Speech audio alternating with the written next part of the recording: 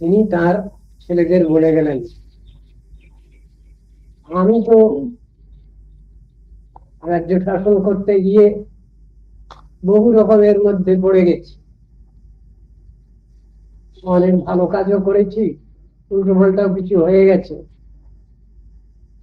নারদ ঋষির কাছে হরিকথা শুনছেন যিনি, তিনি হলেন রাজা প্রাচীনময়।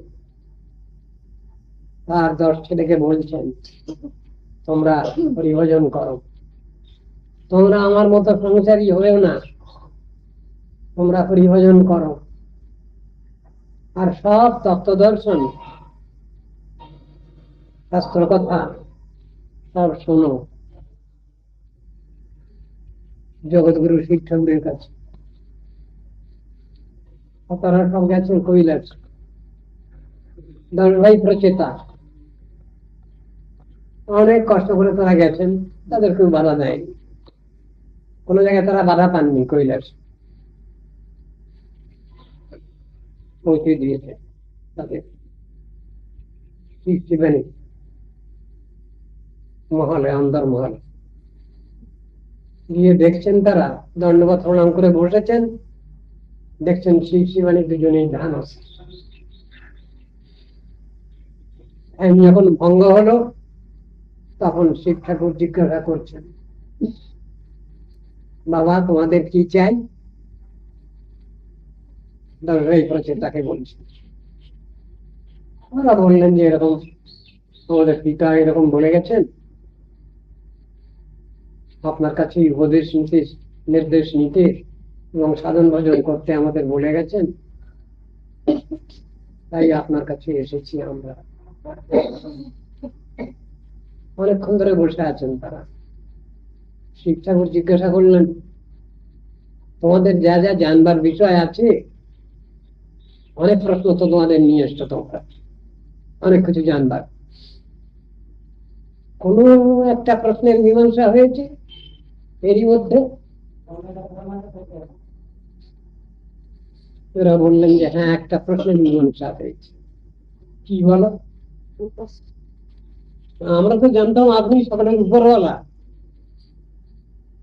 এখানে এসে দেখছি আপনাদের উপরওয়ালা, আপনাদের উপরওয়ালা কেউ আছে। আপনারা তো ধ্যান করছিলেন? হ্যাঁ, উপরওয়ালা ধ্যান করছিলাম, আমরা একান্ত হয়ে শরণাগত কৃষ্ণ আর ধ্যান করছিলাম দুজন। তাহলে একটা প্রশ্নের মীমাংসা হয়েছে তোমাদের? আমরা তো কিছু জানি না, বুঝি না, কেমন করে হরিভজন করবো, কেমন করে কি করবো, সাধন ভজন করবো, কিছুই জানি না আমরা। শিব ঠাকুর তখন ওদের মহামন্ত্র গান করেন। মহামন্ত্র মানে কি? 16 নম্বর চাপা। মহামন্ত্র মানে কি? তারক ব্রহ্ম নাম, তারক ব্রহ্ম নাম। তারক ব্রহ্ম নাম মানে কি? এর দ্বারা মুক্তি লাভ হবে। আর তারক ব্রহ্ম নাম মানে এর দ্বারা প্রেম ভক্তি লাভ হবে। উপদেশ করে কৃষ্ণ মন্ত্র দান করলেন, ও দিলেন, নামই প্রধান ব্যাপার বলে, আবার নামেতে যাতে সিদ্ধি আসে সেজন্য কৃষ্ণ মন্ত্রও দিলেন। সেই সব উপদেশ নিয়ে এসে তারা সাধন ভজন করতেন। আছে ইতিহাস, ভাগবত অনেক বিস্তৃত আখ্যান উপাখ্যান। তাহলে দেখা যাচ্ছে শিব ঠাকুর তো ভক্তিরই উপদেশ করছেন। ভক্তিরস্য ভজনম, ভগবত ভজন হরি ভজনই হলো ভক্তি। সেই উপদেশিত করছেন তিনি জগৎজীবকে। এত বড় দয়া, এত বড় কৃপা তো সাধারণ কেউ করেন, উনি তো করছেন। আবার ব্রহ্মাও করছেন। ব্রহ্মা গুরু, জগৎ গুরু, শিব ঠাকুরও জগৎ গুরু। কথাগুলো লাইন ধরে ধরে বলা হয়, আরতি হয় ঠাকুরের, সন্ধ্যারতি। শেষের দিকে কি আছে? শিব সুখ নারদ আছে তো? কোন জায়গায় ব্রহ্মা শিব, হ্যাঁ প্রথম দিকে আছে ব্রহ্মা শিব নারদ, শিব সুখ নারদ আছে। হ্যাঁ আবার ঘুরিয়ে ঘুরিয়ে আছে। গুরু পরম্পরায় যেমন আছে, ব্রহ্মা শিব নারদ আছে। কোন একটা বাদ দিয়ে মাঝখানে আরেকটা বলা হলো, আবার কখনো কোনটা পরপর বলা হলো, সেটা বাদ গেল, এইরকম ভাবে বলা আছে। রাধারানী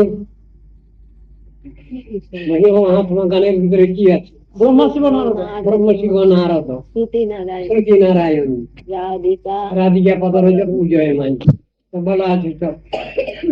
না, ওটা উমার মা সত্যা সতী, সেটা রাধিকা আমরা সেটা ওই রকম বিভিন্ন রকমের আছে, ওটা আমরা জানি, এটা তো একটু কথা বলছি। কিন্তু পরম্পরাটা ঠিক আছে, পরম্পরাটা ঠিক আছে। সব জায়গায় সব শব্দগুলো ব্যবহার করা হয়নি, কিন্তু লাইনটা ঠিক আছে। পরপর কৃষ্ণ হচ্ছেন উপরওয়ালা, কিন্তু তিনি কিন্তু সর্বোপরি গার্জিয়ান। তিনি বিষয় বিগ্রহ, সেব্য ভগবান, তাকে প্রথমে ধরা হয়েছে। গুরু পরম্পরার সময়ে পরপর কি তার প্রথমই কৃষ্ণ, শ্রীকৃষ্ণ, তারপরে ব্রহ্ম, তারপরে ব্রহ্মা আছেন, তারপরে দেবর্ষি নারদ, শ্রীকৃষ্ণ ব্রহ্ম দেবর্ষি, তারপরে বাদরায়ণ মানে বেদব্যাস, কৃষ্ণ দৈবায়ন বেদব্যাস, তারপরে শ্রীমধ্যাচার্য, এরকম পরপর বলা আছে। সবই তো জগৎ গুরু। এখানকার মধ্যে জড় জগতে আমাদের যাদের চিন্তাটা বেশি হয়, তাদের মধ্যে ব্রহ্মা শিব এটা জোরদার, এরাও জগৎ গুরু। জগৎগুরুর কর্তব্য, সব কর্তব্য দায়িত্ব পালন করছে এরা, পারমার্থিক জ্ঞানে উদ্ভাসিত এরা, এবং সকলকেই সেই পারমার্থিক পথে অগ্রসর করার জন্য বসে আছেন এরা, উপদেশ দিচ্ছেন। কিন্তু বোকা হতভাগা আমরা, ওদের উপদেশের তাৎপর্য বুঝে উঠতে পারি না। সেই জন্যই মনে করি খুব জোরদার ঠাকুর দুজন। কৃষ্ণ যে সকলের উপরওয়ালা সেটা বুঝতে পারি না, মাঝখানে যারা আছেন তাদেরই মনে করছি এরাই খুব জোরদার। বহু বহু উপরওয়ালা গার্জিয়ানরা চুপ করে বসে আছেন, বেশি কথা কন না। আর দারোগা বাবুর ফটফটানি আর চটফটানি, বাপরে বাপ, সে কে করবে? সাধারণ গ্রাম্য লোক ভয়ে খুব মনে করে যে এই দারোগা বাবু সব থেকে বড়।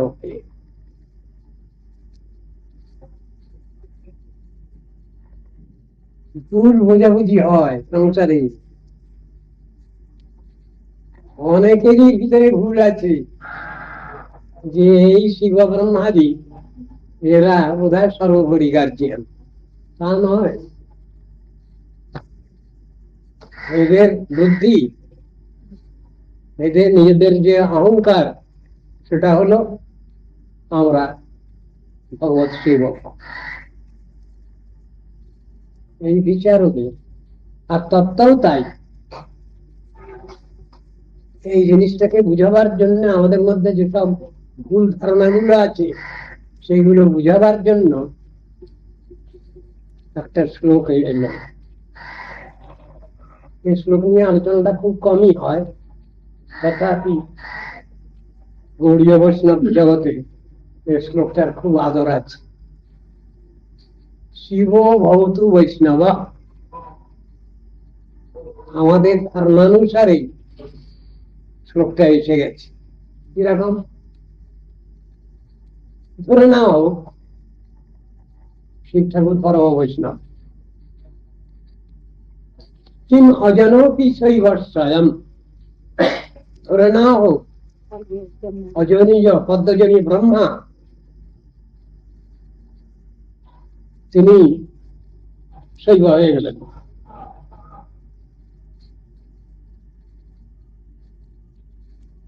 বিচারটা কি করবো আমরা? বিচারের ক্ষেত্র ঠিক আসেনি এখন। শিব ভগবত বৈষ্ণব একজনে বলছেন, আরেকজনে বলছেন কি অজন কি শৈব স্বয়ং, ধরে না হলো যে পদ্মজনী ব্রহ্মাই শিব হয়ে গেলেন। আবার কেউ একজন এসে বলছেন না না না না, ওটা ঠিক না, তথা সদৃশমস্তু বাকিটি হরাদি মূর্তিত্রয়ম। মূর্তিত্রয় আর একজন কোথায় পেলেন? শিব, ব্রহ্মা, বিষ্ণু, তিনজন হয়ে গেল। এরা তিনজনই সমান, these three are of equal quality.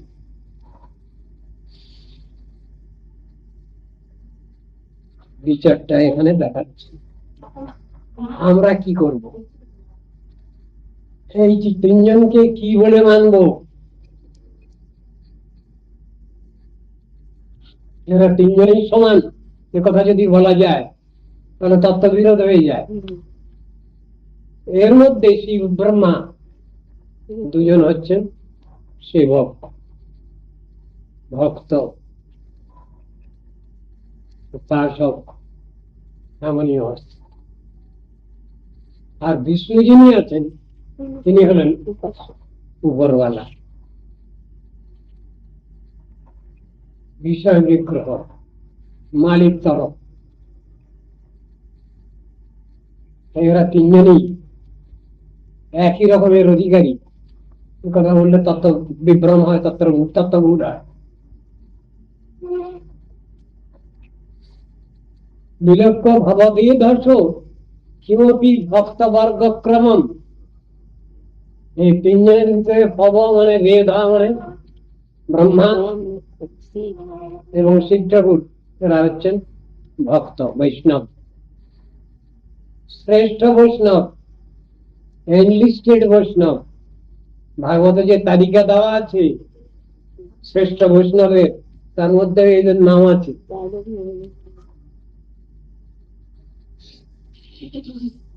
বিলক্ষ ভববেদর্শ কিমপি ভক্তবর্গক্রমম। আর আমাদের পরিচয় কি? প্রণম্য শিরসা পিতাম। আমরাও বৈষ্ণবের, গুরু বৈষ্ণবের পদাবলী, আমরা এদের প্রণাম জানাই। এরা বৈষ্ণব, শ্রেষ্ঠ বৈষ্ণব শিব ব্রহ্মা। প্রণম্য শিরসা পিতাম। আমাদের পরিচয় কি? বয়ং উপেন্দ্র দাসা স্মৃতা। আমাদের পরিচয় হচ্ছে আমরা সব ভগবানেরই ভৃত্য। সেই জন্য শ্রেষ্ঠ বৈষ্ণবীদের দুজনকে প্রণাম জানাচ্ছি। এখন তত্ত্ব দর্শনটা আবার পরিষ্কার করে বলছেন। প্রহ্লাদ, রাবণানুজ, বলি, ব্যাসাম্বরীষাদয় বিষ্ণু উপাসনায়া এব তেপি চ ভবাদিনাং প্রিয়া যোগিনে। কি মানে হলো? প্রহ্লাদ, রাবণানুজ মানে বিভীষণ, বলিরাজ, ব্যাস, অম্বরীশ মহারাজ ইত্যাদি। বিষ্ণু উপাসনায় এব তেপি চ ভবাদিনাং প্রিয়া যোগিনে। এরা সব বিষ্ণু ভক্ত, ভগবত ভক্ত। সেই জন্যে এদের কি বলা হলো? এরা সব বৈষ্ণব। বিষ্ণুদাস ও হরিগোত্রায়ণী বৈষ্ণবা। পরিণামিত ব্যাকরণের সূত্র আছে, এরা সব বৈষ্ণব। যেহেতু বৈষ্ণব, সেই জন্য আর এক বৈষ্ণবের সঙ্গে বিরোধ নেই, এরা সব বিষ্ণু ভক্ত। সুতরাং শিব ব্রহ্মাদিরও এরা প্রিয়।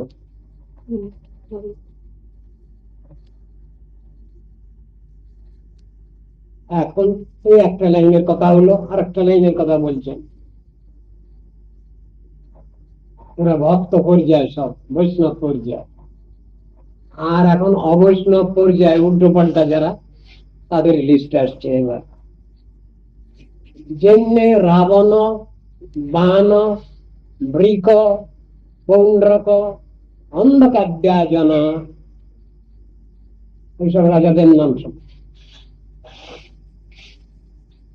যেমনি রাবণ রাজা, বাণ রাজা, বৃকাসুর, পৌণ্ড্রক, অন্ধক, এদের সব নাম বলে যাচ্ছেন। তদ্ভৃত্য নচ তৎক্রিয়া, এরা সবই শিব শিবানীর ভক্ত। তদ্ভৃত্য নচ তৎক্রিয়া, ভক্ত হলে কি হবে? এরা শিব শিবানীর আরাধনা করতে পারেননি, সেবা করতে পারেননি, ভক্ত হতে পারেননি। ঠিক ঠিক। নচ হরে, এদের প্রিয়াই হতে পারলেন না শিব শিবানী ব্রহ্মাণীর। নচ হরে, ভগবান শ্রীহরির সন্তুষ্টি বিধান করতে পারেননি এরা। তস্মাৎ জগৎ বৈরী ন, সুতরাং এরা জগতের শত্রু। দেব বিশ্বদ্রোহ কি, এরা দেবদ্রোহী, বিশ্বদ্রোহী। বললে একটু ব্যাখ্যা করলে ভালো হয়। শিব শিবানীর ভক্ত হতে গেছে বৃকাসুর, ওর কঠোর তপস্যা বাড়িয়ে দিয়েছে। গায়ে থেকে সব মাংস কেটে কেটে সব যজ্ঞে আহুতি দিচ্ছে। ওম শিবায় স্বাহা, ওম শিবায় স্বাহা, এই করছে। মাংস টাংস নাই গায়ে, শুধু হাড্ডি গুলো আছে। শেষ করে অস্ত্র নিয়েছে, গলাটা কাটবে। সেই সময় যজ্ঞাগ্নি থেকে শিব ঠাকুর উঠে গেল, আও মরতে হবে না তোমাকে, কি চল বলো। তখন বলছে সেই বৃকাসুর, আমি বর চাই তোমার কাছে। কি বর চাও বলো? আগে থেকে প্রস্তুত হয়েছিল কি বর চাইবে। যেই বলেছেন শিব ঠাকুর কি বর চাই বলো, সঙ্গে সঙ্গে বলছো আমি যার মাথায় হাত দেবো সে ভর্ষ হয়ে যায়। আচ্ছা শয়তান বদমাইশ, আচ্ছা আমি বর যখন দেবো বলেছি, আমি সত্যবাদী। যেই বলেছে শিব ঠাকুর তথাস্তু, আর সঙ্গে সঙ্গে শিব ঠাকুরের মাথায় হাত দেওয়ার জন্য দৌড়াদৌড়ি আরম্ভ করেছে।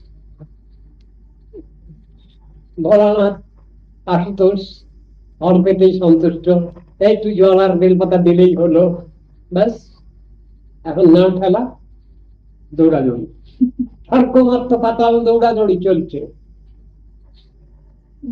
ভগবান দেখলেন তুই তো পাগলা শিবকে নিয়ে মহামুশকিল, সবসময় আমার নাম নিয়ে পাগল পাগলি এরা, কারণ আমাকে বাঁচাতে হয়, উপরওয়ালা ব্যবস্থা নিতে হয়, তুমি আমার কাছে চলে আস।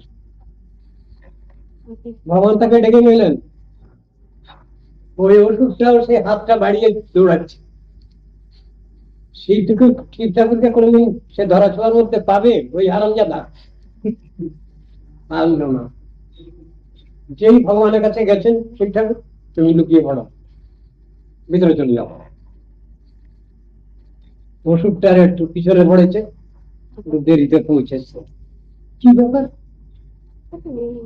এত খেলাঠুলি কেন, এত দৌড়াদৌড়ি কেন? আমি তো প্রথমে মনে করেছিলাম যে তুমি খুব বুদ্ধিমান ব্যক্তি, কিন্তু তোমার এই অবস্থা থেকে আমি বুঝে নিয়েছি তোমার মতো বোকা আহম্মক খুব কমই আছে।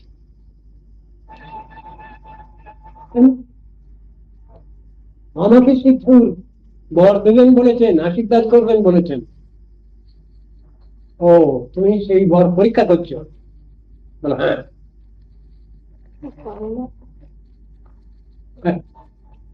পাগল লোক, আমার স্বামী এসব কখন কাকে কি বলে বলে ফেলে কিচ্ছু ঠিক নাই, মাথাটা গন্ডগোল আছে।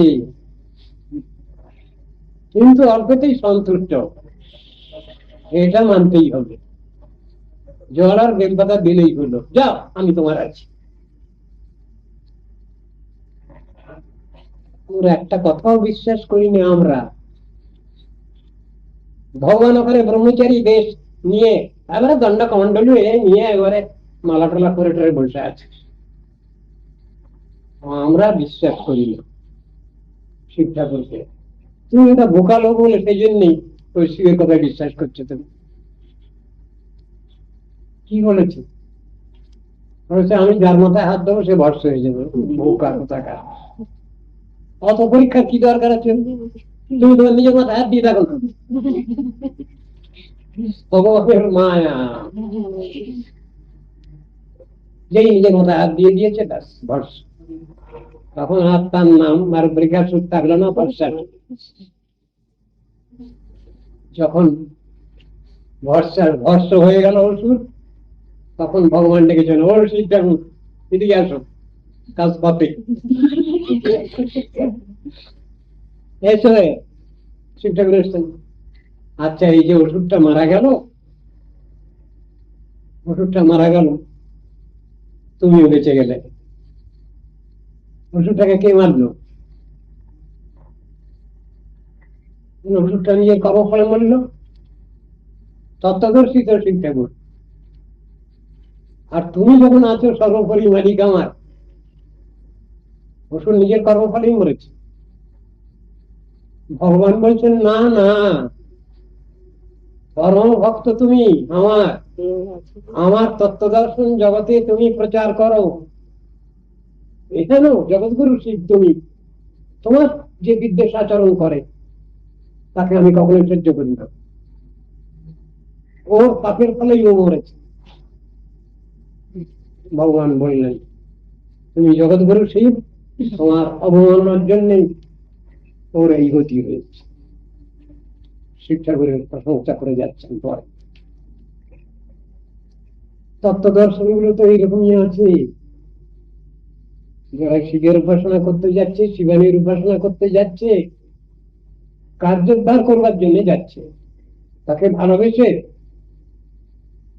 তার ব্যবস্থা পত্র মেনে নেওয়া তা না, তার ব্যবস্থা অনুসারে নাম সাধন করবে, নাম ভজন করবে তা নয়। নিজের সুবিধা নিজের সুবিধা সংগ্রহ করবার জন্য যাচ্ছে, তাদের ওইরকম সাজা হয়ে যায়। তোর শিল তরি নোড়া, তরি ভাঙি দাঁতের গোড়া, ওটা কথা আছে তো। এই সংসারে কিছু সুবিধাবাদী লোক বসে আছে, তারা শুধু নিজের সুবিধাটা কি করে হয় সেইটাই নিয়ে ব্যস্ত আছে। তারা সাধন ভজন কখনো তারা বোঝে না। এইসব জিনিসগুলো সব আছে। আবার এই শিব ঠাকুর যখন তার বিভিন্ন ভগবানের বিভিন্ন নির্দেশ পালন করছেন, বিভিন্ন রকমের কাজ করতে হচ্ছে তাকে, বিভিন্ন রকমের অসম্ভব সম্ভব করতে হচ্ছে। যারা সবসময় ভগবানের নামেতে বিভোর আছেন, শিব শিবানী, তাদেরও আরো কি করতে হয়। উনি যখন ভীষণ মূর্তি ধারণ করেন, তখন সেই মূর্তির নাম হলো মহাকাল মূর্তি। জগৎ ধ্বংস। মহাকাল মূর্তিতে জগৎ ধ্বংস। ওই মহাকাল শব্দই আবার স্ত্রীলিঙ্গে কি এলো? মহাকালী, রণরঙ্গিনী মূর্তি। হরিভজন করার যে মূর্তি, সৌম্য শান্ত মূর্তি, বৈষ্ণবগণ সেই মূর্তিরই উপাসনা করেন। সেই পরম বৈষ্ণব যে শম্ভু, তার উপাসনা করেন। ওনাকে কি জীবকোটির মধ্যে ধরা হবে শিব তত্ত্বকে? জীবকোটির মধ্যে ধরা হবে কি শিব তত্ত্বকে?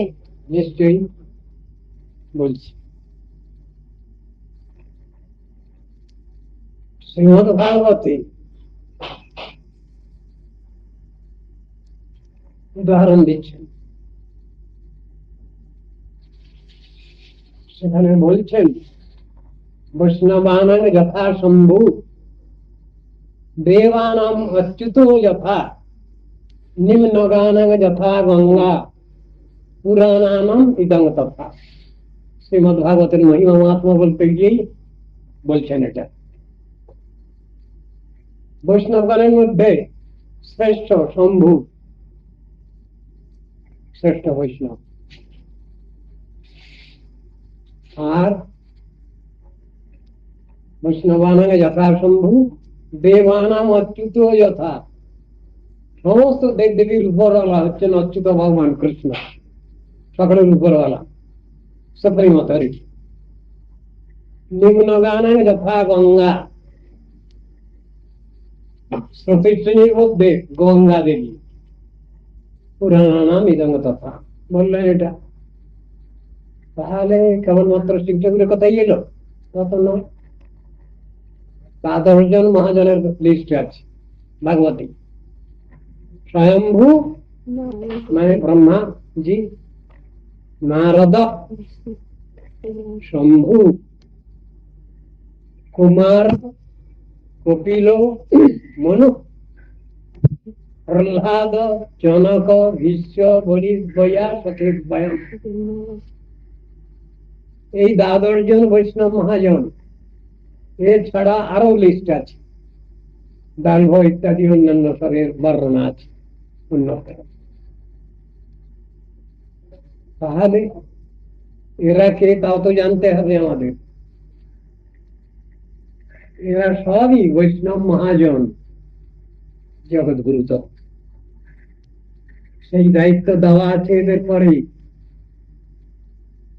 মানুষ যে সংসারে খুঁচে খুঁচে গুলে মরছে,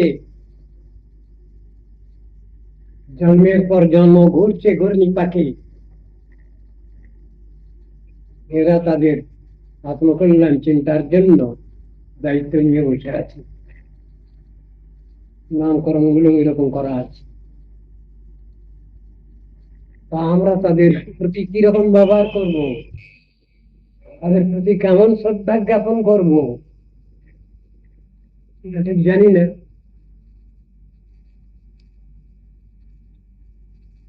মা কালীর গলায় মালা আছে না? মালাগুলো ফুলের মালা না, মুন্ড মালিনী মা আমার। কাদের মুন্ডু? মুন্ড মালিনীর গলায় যে মুন্ডুগুলো আছে, মাথাগুলো দেখবেন আপনারা, থার্ড ক্লাস বলা হয়, 3টে দাগ সবগুলো। সেই মুন্ডগুলো নিয়ে তিনি মালা করেছেন। আর তাদের হাতগুলো কেটে কেটে মা আমার, দীর্ঘসনা মা আমার, তিনি লজ্জা নিবারণ করছেন। কি ব্যাপার? কাদের মুন্ডুগুলো কাটলেন তিনি? যারা তার ভজন করবে বলে এগিয়েছে, কিন্তু শেষে ভজন সাধন সব চুড়ে গেছে। শেষে তাকেই মারবার জন্য চেষ্টা করছে। ভাগবতের উপাখ্যানের মধ্যে রয়েছে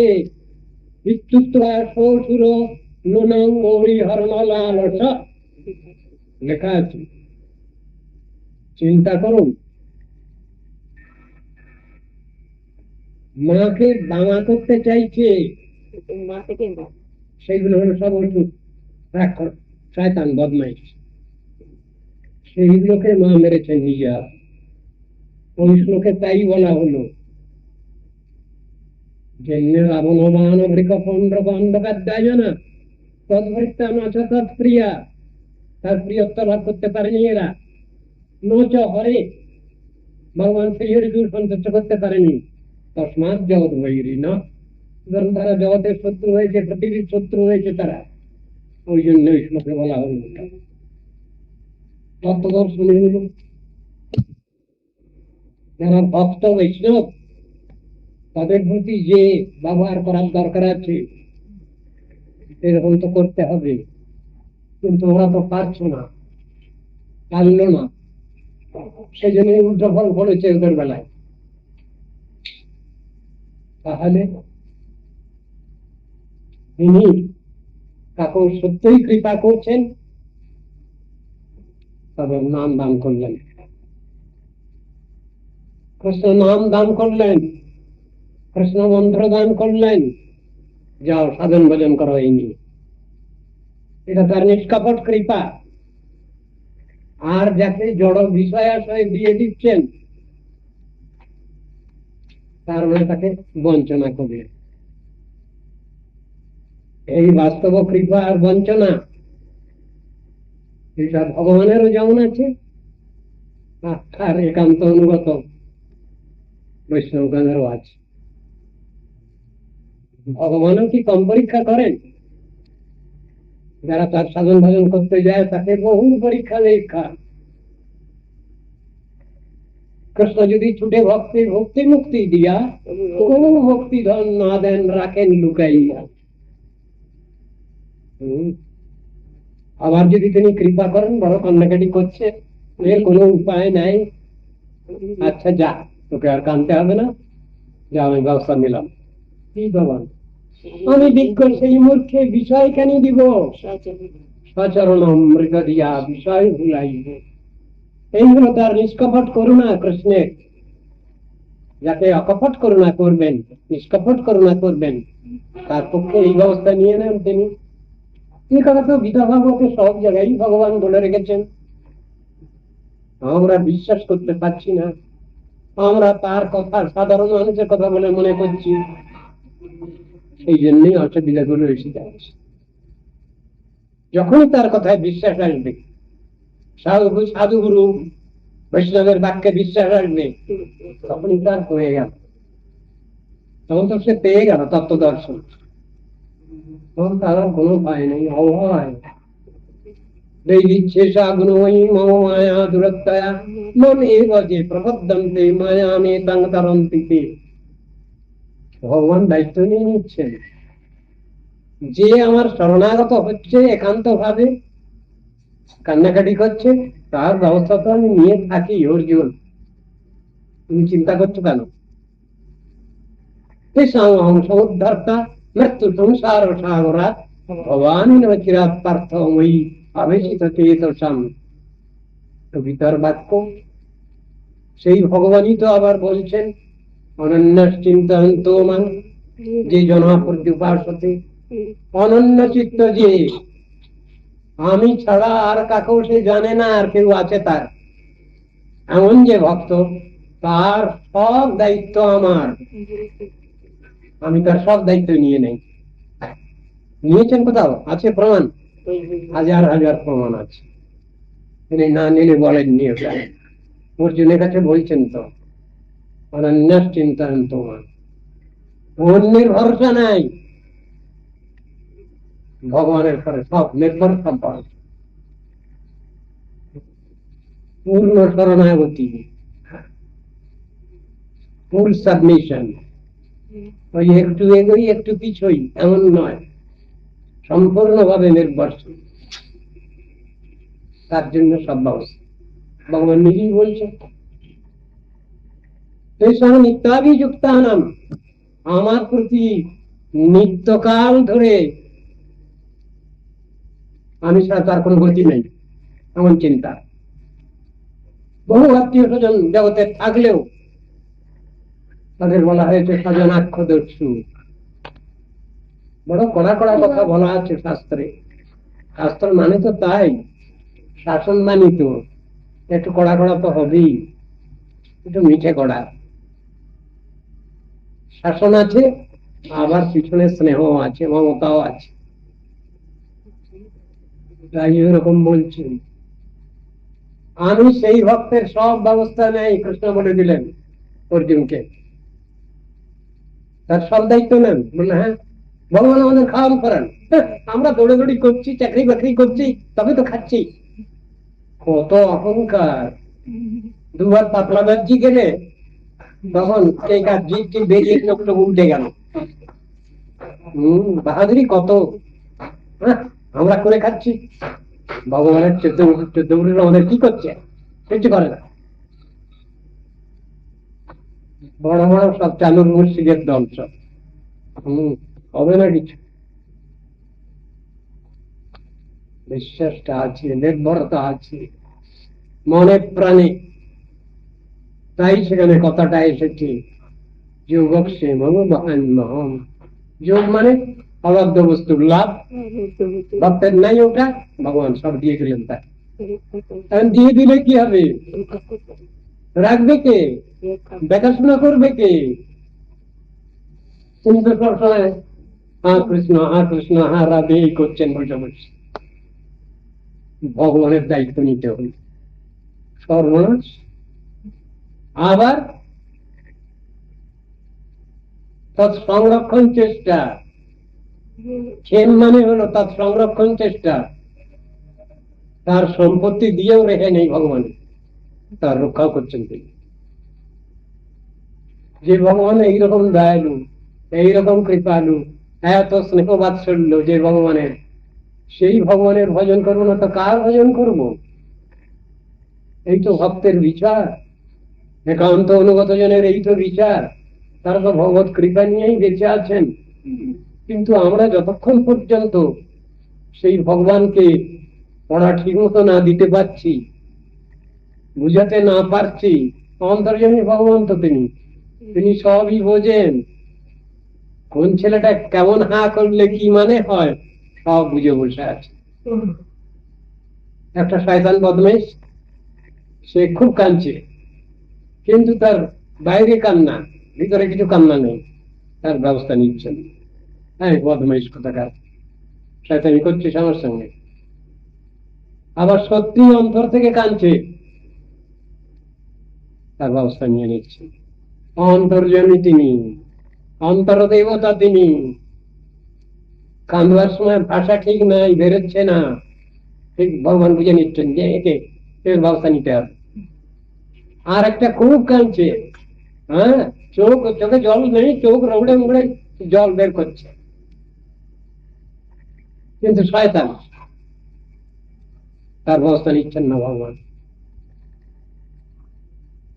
একজন খুব পণ্ডিত লোক, এবার শুদ্ধ সংস্কৃতি একবারে বলে যাচ্ছে, স্তবস্তুতি করে যাচ্ছে, এবারে খুব ভালো উচ্চারণ করে যাচ্ছে, ভক্তি নেই, ভাবলাম এটা শয়তান। আর একটা ছেলে মেয়ে খুব কান্নাকাটি করছে, সংস্কৃত বেশি জানে না, মোটেই জানে না হয়তো, হ্যাঁ বিষ্ণবে নম বলতে গিয়ে বিষ্ণায় নম বলে বেরলো। বললেন ওকে, ওরই ব্যবস্থা নাও। যে ভগবান এইরকম ধরনের দয়ালু কৃপালু, সে ভগবানকে ছাড়া কার ভজন করবো আমরা? না চাইতেও নামের গুণে ওসব ফল পাই রে, মানেটা কি কথাটা? নামের গুণ এটা, নামের স্বভাব এটা। নাম স্বয়ং মূর্তিমান হয়ে সাক্ষাৎ ভাবে তার স্বরূপ প্রদর্শন করছেন ভক্তকে। বলা আছে তো, আমরা কীর্তন করি, কীর্তনের মধ্যে বলা নেই কৃষ্ণ নাম ধরে কত বর, ঈশ্বর বিকশি পুনঃ দেখায় নিজ রূপগুণ, চিত্ত হরি রয় কৃষ্ণ পাশ। এই হলো সেই নামের প্রভাব।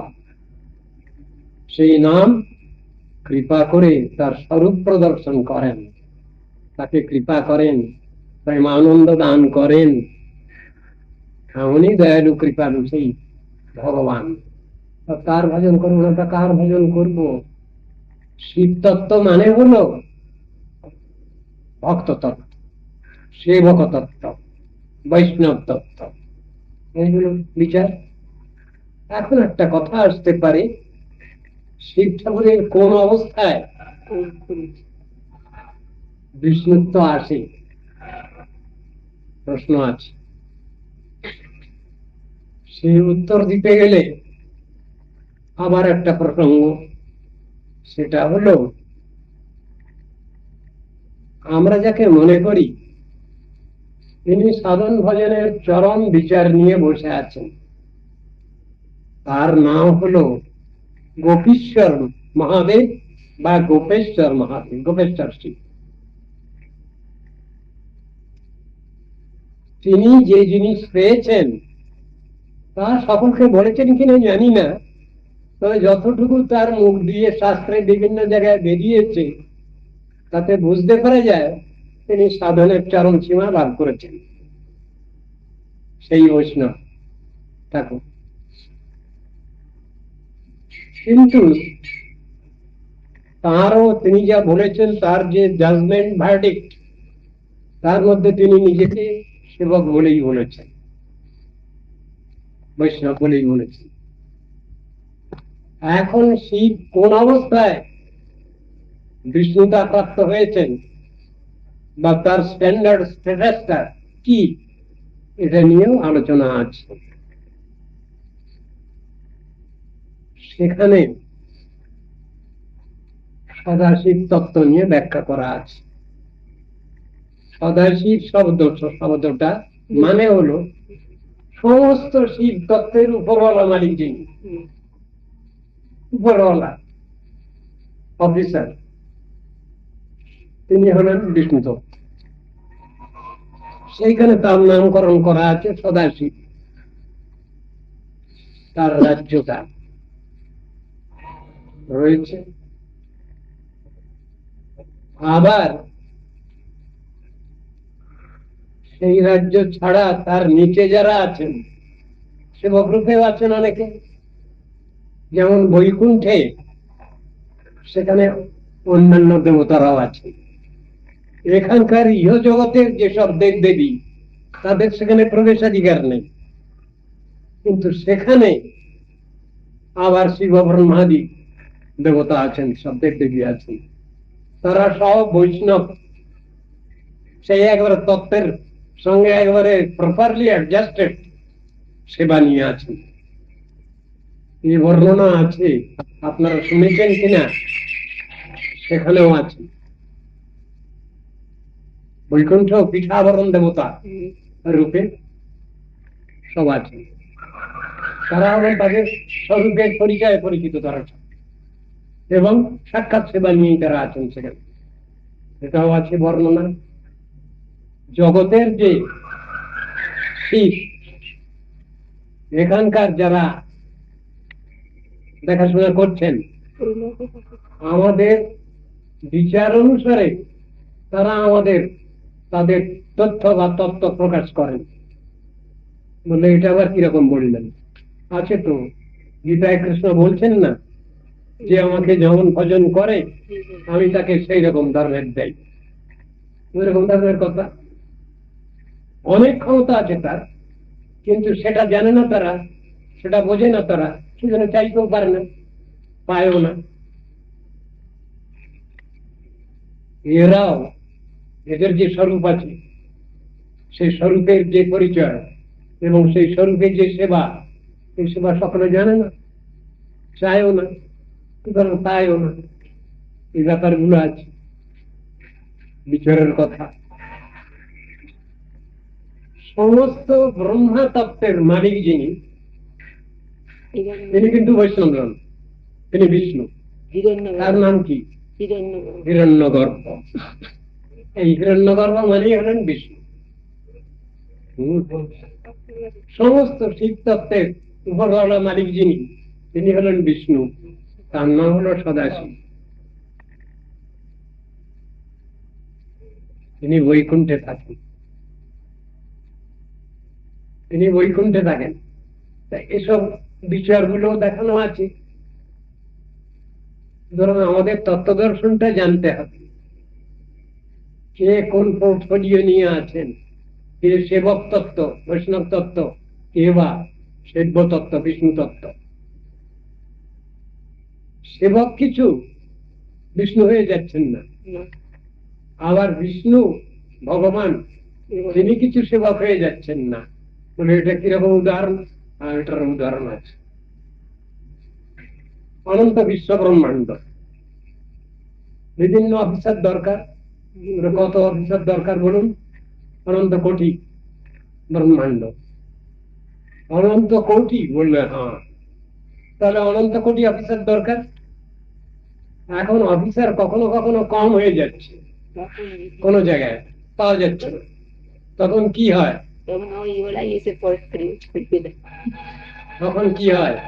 এই মানুষের থেকে চুনাও করে বেছে বের করা হয়, তাকে বসিয়ে দেওয়া হয় সেই পোস্টে।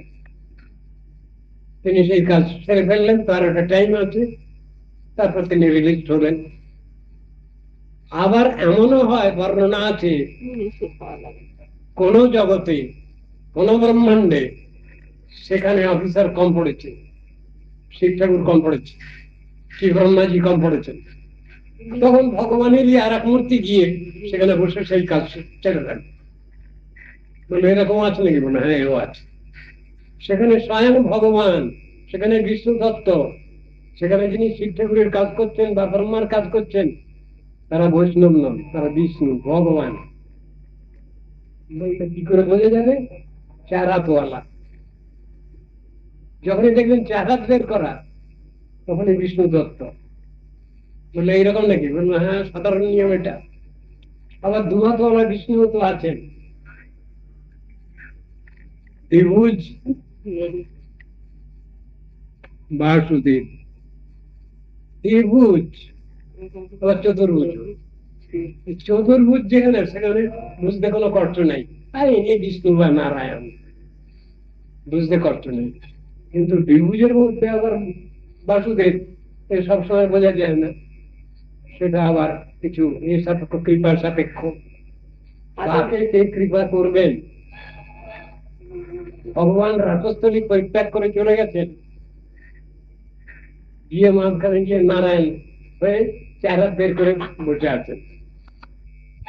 সব গোপীগণ পাস করে চলে যাচ্ছেন তার পাশ দিয়ে, নমো নারায়ণায়, নমো নারায়ণায়, এই বলে বলে চলে যাচ্ছেন। কিন্তু রাধা ঠাকুরানী যখন এসেছেন, 2 হাত লুকিয়ে গেছে আপনার থেকেই, ওই 2 হাতই রয়েছে। তখন তার কাছে আর চালাকি চলবে না। ভগবান সেখানে তার কাছে আর চামচাদুরি করতে পারছেন না, ওদের তো ঠকিয়ে দিলেন 4 হাত বের করে। ওই দেখে নম নারায়ণ বলে বলে চলে যাচ্ছে তারা।